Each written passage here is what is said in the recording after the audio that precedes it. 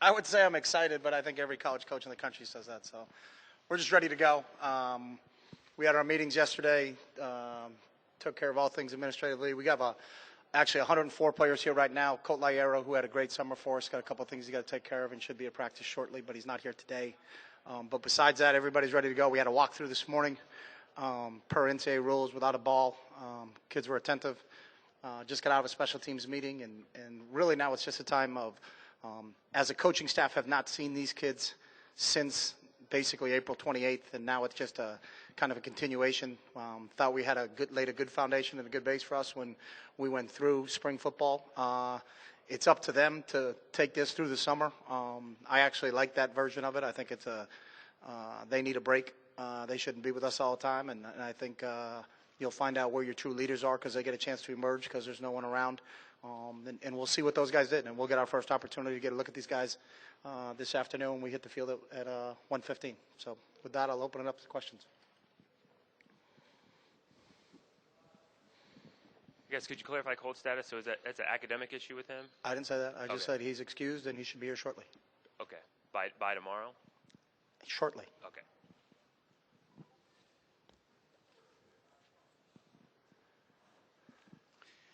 Coach, some positions, well, all positions, I guess, aren't really decided on the depth chart yet. At what point do you want to decide and kind of settle in on those in terms of before the first game?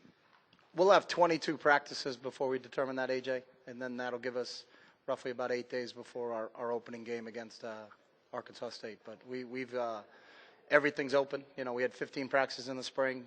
For us, it's just really a rotation of who's in, who's out, so that we know what's in there. But in almost every position of our team, what our kids are striving for.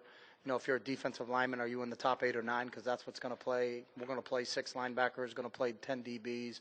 We're going to play 6 or 7 wideouts. Same thing at tight end, 3 or 4 running backs. So everybody's just trying to see where they fit in terms of a rotation. I think we've really developed depth over the last couple of years here, and everybody understands that. It's not about being the number one guy. It's about being in the rotation because we believe if you're in the rotation, you're going to play, and that's how we handle it. So for right now, it's just how many reps can we get. I think the unique thing is how we practice. We get so many reps, so it's not like someone's getting shortchanged, and we don't have an opportunity to really fully evaluate them. And we really feel we do, but we also feel to figure out exactly who's going to be in the rotation, we should take 22 practices to go through that. It doesn't really benefit us to anoint somebody today because we need to really get them to understand that there's competition and that, we believe that will bring the best out of you. So we got 22 practice opportunities before we get into real game plan, game week for Arkansas State, and we'll use all 22 of those to make our final determination at any position. Coach, with 4 new coaches in the league, Mike Leach in particular and Rich Rodriguez down in Arizona, how much have you studied them before they came to their current locations? And had you visited with any of them prior to their coming to the Pac-12? And how much will that change the way you look at the Pac-12 as you go through the season? It really doesn't because we don't play them till late. We don't play any of those guys until later. We actually don't play UCLA, but we don't play Washington State, I think, till Game 5. Or we play Arizona Game 4. So it's just like facing any other opponent that we would have in the 4th week. I visited Rich when he was an offensive coordinator at Clemson. That was over 10, 11 years ago. So I'm sure he's changed since then. So it'll be just like our normal approach when we're facing, an opponent and breaking them down. But we haven't done anything special for those 4 guys that have come into the league. Coach, be it Mariota or Bennett, you see much benefit of them not having to leave the state the first 4 games and kind of getting their Division I leadership feet wet here at Autzen those first 4 weeks? Yes and no. I would always say sometimes it's good to be at home, but I still remember a vivid conversation I had with Will Takwafu. We opened up when Will's first time when he had an opportunity to play here, and he told me he spent the entire first half looking at the crowd.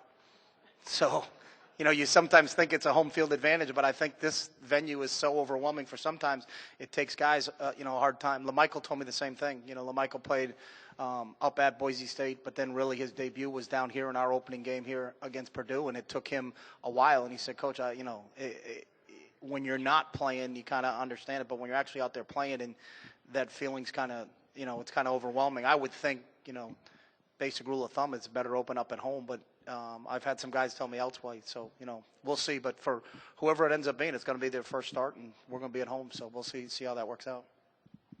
Chip, I know this doesn't affect this season, but just wondered if you had some thoughts with what happened this summer as far as the playoff upcoming here in a couple of years, if you could speak to that a little bit. The expansion? Yeah. Yeah. I understand what you in 2 years from now, instead of 2 teams qualifying like has happened in the last, then 4 teams are going to qualify. And so it's basically a +1, I guess, is the way I look at it. But I don't know until you actually get into it. And whatever you ever get to, there's never going to be a set number because of how our schedule is, and we can't play everybody. And when you have 2, the 3rd team complains. When you have 4, the 15th complains. When you have 8, the 19th complains. So, I mean, the NCAA basketball is up to like 68, and you still have last one in, last one out starting in January, and people are complaining because there's the 69th team in the country that they didn't get into the tournament. So, and the fact that it is 2 years out, and our whole deal is worry about today. So, it'll be interesting. I don't know, and until I actually see it in action, and I know a big question all the coaches have is how are the 4 teams going to be determined? And from what I understand, that's still up in the air. So, I think it's a step in the right direction, but I don't know, at least in our lifetimes, if we're ever going to get to the way it should be. So, Coach, you mentioned 22 practices before you want to set the depth chart. With the quarterback specifically, is that the same with when you want to decide on your starter? And do you have a deadline date that you want to announce a starter by, a quarterback? Yeah, we'll announce what our lineup for the Arkansas State's going to be after 22 practices, so for all 22 positions. So they're all in the same thing. It's not like we'll have one position that's going to be on a different schedule. We treat everything the same way, Jake. Chip, you've been here a lot of years now. How would you compare the talent of this team to talent of years past throughout the whole squad, and in terms of talent and depth? How would you compare it? I think it's relative. I always look at it year in and year out. We may have been more talented offensively my first year here in 2007 when you look back at it in hindsight. You had Jonathan Stewart, Jeremiah Johnson, Dennis Dixon. You had 4 offensive linemen that all went on to play in the NFL with Max Unger and Fanucchi and Jeff Schwartz and guys like that. Ed Dixon was a tight end who's still playing in the NFL. So I really never got into comparing teams from now and to teams we had in the past because it doesn't really benefit me. I don't get anything out of comparing them. So, I think we have talent here and I'm excited about it, but we're still a young football team. We have 16 seniors on this team. When the predominant amount of our guys, I think there's 65 of them are freshmen, redshirt freshmen or sophomores. So, but there's some talent there, but talent honestly really doesn't mean much. It's production, and that's what we're looking for. So, Coach in the back, you've obviously had no trouble implementing quarterbacks into this system as you move through the years. Is that one of the things you enjoy about coaching, is that challenge, or all things being equal, Darren comes back for his senior season and it's a little bit easier anyway?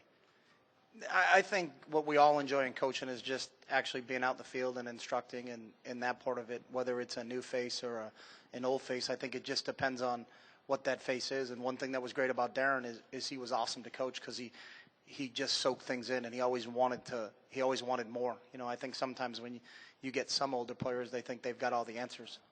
We don't have that. And that's what's encouraging. So, guys like Michael Clay, even though Michael's been here and going into playing for, in his 4th year here, is still always trying to learn, still always trying to get better as a football player. And that's what our entire team is like. So that's an exciting part of it. So I don't think it matters whether there's returners or not returners. It just really matters what their attitudes are.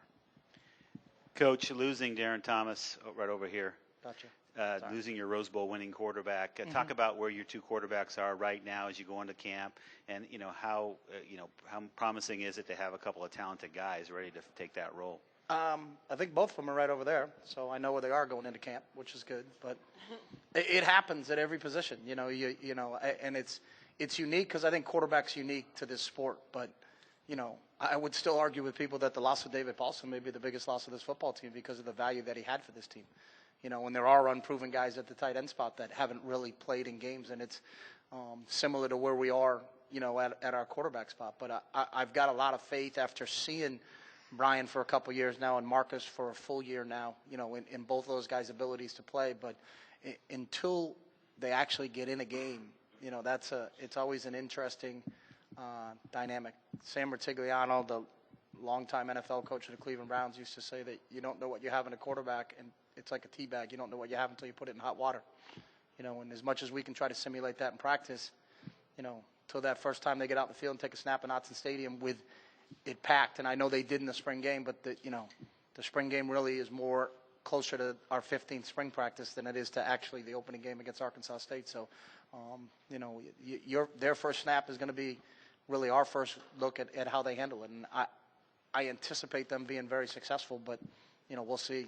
And that's obviously a big question for all of us. Coach, obviously in the offseason, NCAA says you can't have unlimited access and talking with your players and meeting with and everything.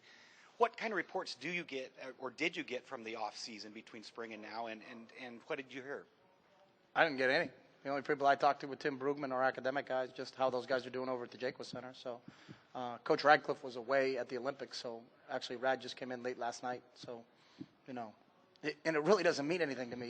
You can tell me what everybody did, but I'm going to see him this afternoon. So, to be honest with you, it doesn't matter how great a kid Summer has. If he goes out and can't make it through practice today, what he did in June and July probably wasn't enough. So, and I'm always valuing my own opinion on what's going on out there. Not, Joe Jones said this kid had a great summer. That's great.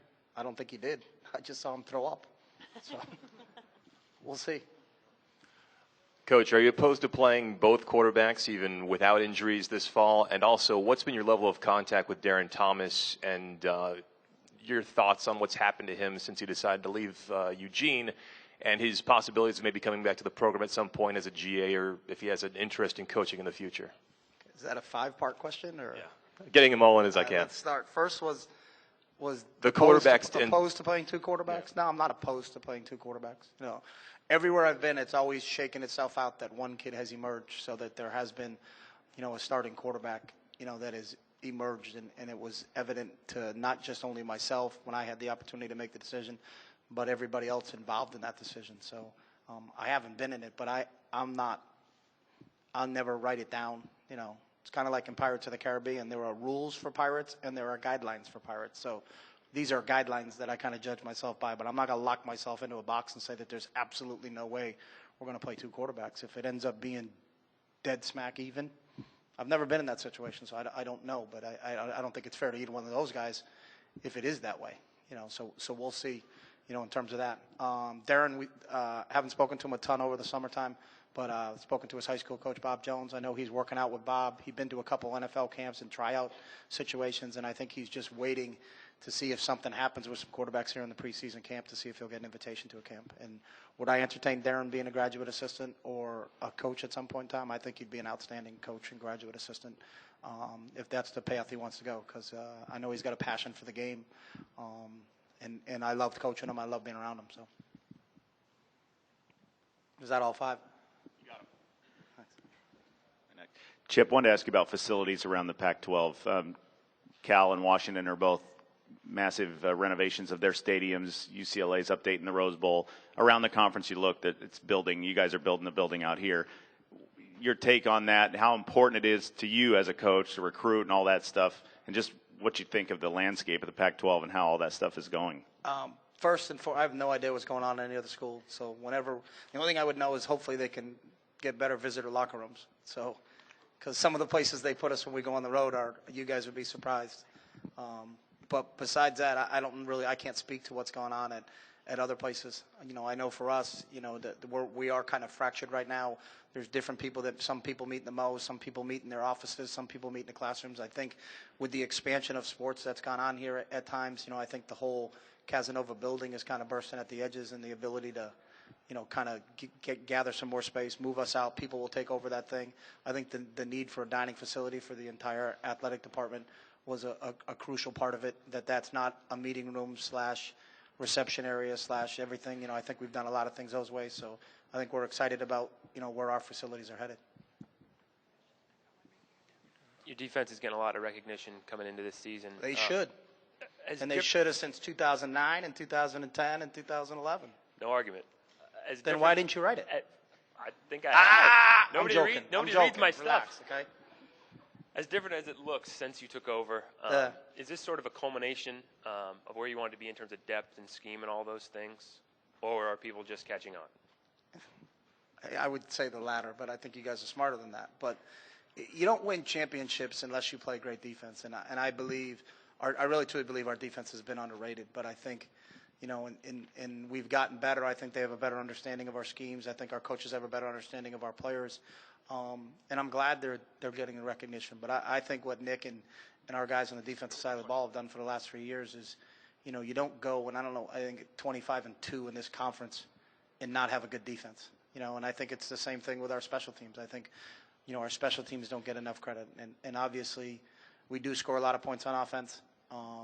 But, it's to win and to play at the level we've been at and to be 34-6 in 3 years, I think you have to be sound both offensively, defensively, and special teams. And that's always been our goal. We've never wanted to be known for one thing or another. We want to be known as a great program. And it doesn't matter if we score 15 points in a game, like we had to do down at Cal, but our defense played unbelievable in that game, and we had a huge punt return for a touchdown. And we savor that victory as much as any other victory we've had when we're going and putting 60 on somebody. So I think our defense is finally getting the notoriety that they deserve. And for us to continue to play at the level that we think we can play at, those guys need to continue to improve and keep chasing that vision that we have for them on defense. We have about 4 more minutes here, so anybody saving that one question that they hope to get later, I wouldn't save it. Hey, Coach, back to Brian and Marcus for a second. Can you just talk a little bit about what you want to see from each of them on the field over the next month as they kind of take the next step in their football careers? And then I wanted to ask you about the running with the Bulls. Did you gain any coaching insights or techniques or anything like that from that experience? That's a bizarre 2-part question, but there's not one. I can't give you a concrete thing that, hey, I need to see this. It's always been which guy moves the offense better. Sometimes it's which guy moves the twos better. And it's interesting where do they make the players around them better? And can you have confidence in them that when they go in the game that they're going to execute the game plan itself? And that's. It's one of those where it's not as hard and fast. There's numbers we're looking at. It's statistical analysis in terms of how this thing is going to be broken down. But I've been fortunate, and I don't know why it's worked out that way, but every time it's worked out, everybody could kind of tell after observing 20-some odd. And when you go back to, we had 15 practices in the spring, and now we'll go 22 practices here in the fall, so 37 opportunities to really get a full evaluation of them. And in terms of coaching analysis and insight, it was an ironic. We went into it like coaches. We got there on Friday. We walked the course. We plotted it all out exactly where we would be on each turn. Why not to go on the left side because it's a left side turn and those guys the Bulls are going to do all that. Want to stay out of the middle. Make sure we knew exactly how we were doing to see if we could get into the stadium. And then when they fire off 2 rockets, one rocket goes off to signify the Bulls have started running. The second rocket goes off. And they told us it's about 15 seconds. It seemed like it was 3 seconds, and that means all the Bulls are on the course. And then after that, it was just total anarchy. And every plan we had that we were going to execute was out the window, and we were just running for our lives. So much as what same thing that happens once the ball's kicked off there. You better have a contingency plan because if your plan doesn't exactly work, you're going to get hit with a horn. So we studied film. We studied YouTube tape. We did it all, and none of it helped. Afterwards? No, we left and went to the beach. Coach Kelly, can you talk about leadership roles specifically on the line of scrimmage on offensive and defensive, the importance of returning students coming back and helping out some of the newer guys and knowing the teams they've already played? Yeah, and I think that's what's great about this group is that we do have a real good core group of leaders, and we talk about horizontal leadership all the time where vertical leadership goes from us down to our players, and then it's got to be dispersed through that. And, up front, there's guys like Carson York and Ronas Grasu and Ryan Clanton, Nick Cody that have played a ton of football for us on the offensive side of the ball. And then defensively, Taylor Hart, Ricky Hamuli, Isaac Remington, Deion Jordan, Wade Killakeepy. There's a core group of guys on the defensive line that have been around, understand how we practice, understand our scheme, understand our system. And really that's, we'll start to see it as we get out on the field, in these next couple of days, because those are the guys that had our players here, since April 28th. And we'll see what type of job they did. But I'm real confident in those guys because I know what type of individuals they are. Coach, I'll give you a bizarre two-part question. First of all, what's next on your bucket list after that? I don't have a bucket list. That was just something I want to do. So I know when people say that, like, is there a list of other things that, I just have always wanted to do it, and it fit my schedule. And I literally was there for 36 hours. I flew over, did it, and came back. So it wasn't like it was a vacation. And I don't have a list that I'm checking things off left and right, except for this was second on my bucket list. National championship? No, this Media Day. Okay. So I got that checked off, and the list is at 2. So you're good to go. I'm good to go. And a football question. DeAnthony Thomas, after watching him last year, it's hard to imagine him being more dynamic, but how much better can he be? And talk about how you're going to utilize him this year. I obviously think he can be better. For him to do what he did and his numbers kind of jump out at you when it's all over and done with.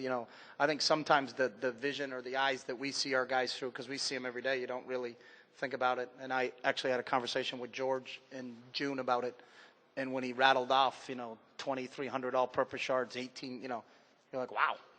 If I had heard that about somebody else, you're like, that's a pretty good year. But when you're with them every day, and we see him in practice, and I've said it before, and I think I said it at Media Day, I've seen him do things in practice that you're just going to shake your head at, and that's why I believe he can be better. I think it's our job as coaches to put him in a situation where, he can utilize that. But we were real conscious last year to not put a whole heck of a lot on his plate because he was still a true freshman and was really playing 2 positions. So, but I think, watching what he did in the spring for us, I think you'll see him a little bit more in the return game. He's as dynamic a football player as I've ever been around, and I hope we get to use him more, and that everybody looks at the numbers, at the end of this year coming up and says, wow, he kind of blew his freshman year out of the water. If that's the case, then I think we had a pretty good season. So. So back to DeAnthony, Chip. Does he, first of all, for you guys, does he need to be better this year? That's the first question. The second question is there a balance that you have to try to maintain as he maybe gets more carries at running back, and yet you still like him in the hybrid role? I mean, is that something that you have to evaluate as the thing goes along? We do, and we were fortunate last year that he was really the third running back, and so we could use him a little bit more in the slot, knowing that if LaMichael needed a breather, Kenyon was going in, or if Kenyon needed a breather, LaMichael was available to go again. So, I think some of that also, not as contingent upon him, George, would be what's our other depth and how does that emerge at the running back position, in terms of using them in a multiple role fashion. But from a knowledge standpoint, I know he can handle it. And we've taken those guys and put them in different meetings. So instead of him going to the wideouts and going to the running backs, they meet with me now. So I have a couple of guys that I meet with. I think that's made things a little bit easier for them. They're not bouncing around room to room and hearing it from 2 different voices. So I think his role can expand from a knowledge standpoint, but we're still going to be, we're always conscious of, basically how many touches are they getting and what do we do with them. But most of that in determining the touches, I think, really depends on the depth behind them. And that's what, if you look at LaMichael, I mean, we ideally never really wanted to give LaMichael more than 20 carries, but there are games that he carried it 30 times in, but the reason he carried it 30 times is there was no one else. It wasn't because we felt like we wanted to get him 30 touches in a game. And again, it's kind of like running with the Bulls. Your best laid plans are going to be out the window after the opening kick if someone gets trampled. So if someone gets trampled, we may have to, there may be a game where he's got to carry it 30 times if Kenyon's not available, but we'll see how that goes. And then my other question was, does he need to be better? You want him to be better. You expect him to be better. But in terms of this team's success, I mean, does he need to make that next step? Good question. And again, I think it depends on the depth everywhere else. Are we going to be a one-trick pony where it's, him and maybe just Kenyon? What emerges at the tight end spot? What emerges at the wide receiver spot? And I think the 2 big losses for us from last year's team that aren't always talked about are the loss of David Paulson at tight end and the loss of LT Tune at receiver, who ended up being the MVP of the Rose Bowl.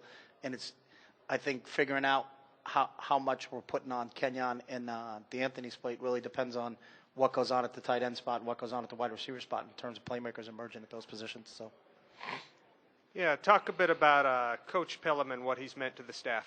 DP, awesome, one of the rocks of this program. Along with Wood, played here. speaks volumes, in terms of the continuity of this staff. Been here for 20 plus years. His players are always prepared. His players are always, first to meetings. His players are always, there's just a stability with when you got DP out there. Does an unbelievable job for us as our recruiting coordinator. Has really handled the Los Angeles area for us in recruiting, and have gotten, since DP's been here, some of the greatest players in Oregon history are, direct result of his recruiting efforts. So he's awesome, he's a great mentor. He's a great role model to the players on our team, and really one of the rocks of this program. Last question. Coach, looking back to last season and the USC game and that loss, what specifically did you learn about your team, whether it be schematically or intangible-wise, from that game that you're working on to change to make your team better this year? Honestly, we don't look at a specific game from last year and say, from this game, this is what we have to do specifically when we get to preseason camp. But, there's just the real things you take away from a game like that. We had a blocked punt, and we turned the ball over twice in the red zone when we were in positive first down situations. And you can't do that against a good football team and expect to win. So, the game came down to a field goal at the last kick of the clock. We had the ball in the middle of the field, and we just missed it. But, you take away those two critical fumbles we had in the red zone that were a result of us being bad ball security players, and you take away the block punt, it may have been a different game. But, we'll always work. We worked on that immediately, and we always work on that. We always work on ball security. We always work on punt protection. But we don't specifically look at that game and then target, in practice number 2, we're going to go back to what went on in the USC game. But when you turn the football over in the red zone against a good football team, or you have a punt blocked, I think Coach Osborne in our meeting today when talking to our punt team is, since he's been here in the last 6 years, there's been 2 punt blocks since he's been here in the last 6 years, and we lost both games. So obviously that's a huge thing for us to work on in terms of our protection. It was just a mistake, but sometimes when you play a really good football team, those mistakes hurt you. So.